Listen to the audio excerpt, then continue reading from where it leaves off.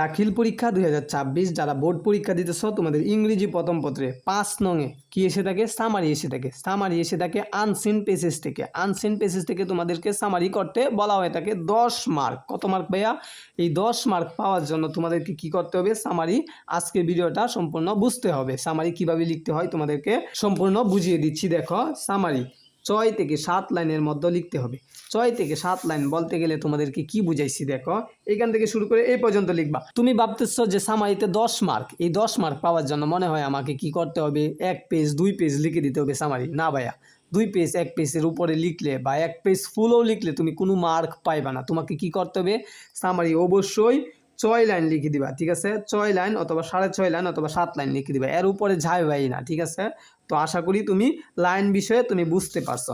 এরপরে দেখো, ফেসেস থেকে হুবহু কপি করা যাবে না। তোমাদের যে একটা ফেসেস দিবে, যে ফেসেস থেকে বলা হবে যে সামারিটা আনসার করো, এই ফেসেস থেকে হুবহু কপি করে যদি এখানে লিখো, স্যারে বুঝবে যে তুমি কপি করে লেখছো, তাহলে তোমারে মার্ক দিবে না স্যারে, ঠিক আছে?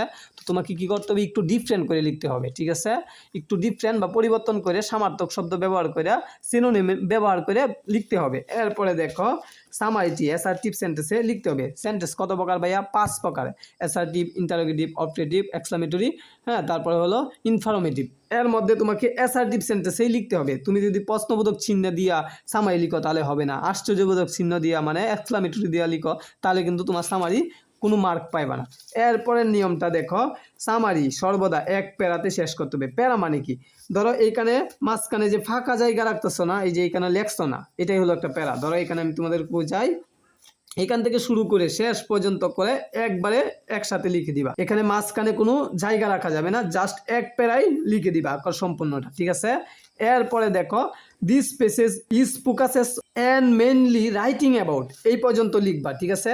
জাস্ট তোমরা খাতায় নোট করে রাখো।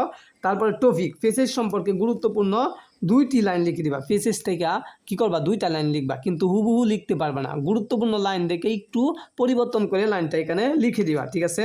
পরে লিখবা, at last we can say that this passage gives us an important information and we have learned a lot of things by the reading pages.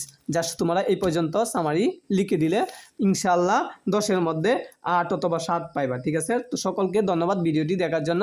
তো এইভাবে সামারি নিয়ম দিলাম, পরবর্তীতে আমার স্টোরি নিয়ম দিব। তো সকলেই কি করো? পরবর্তী ভিডিওটা দেখে নেওয়ার জন্য চ্যানেলটা সাবস্ক্রাইব দিয়ে রাখো।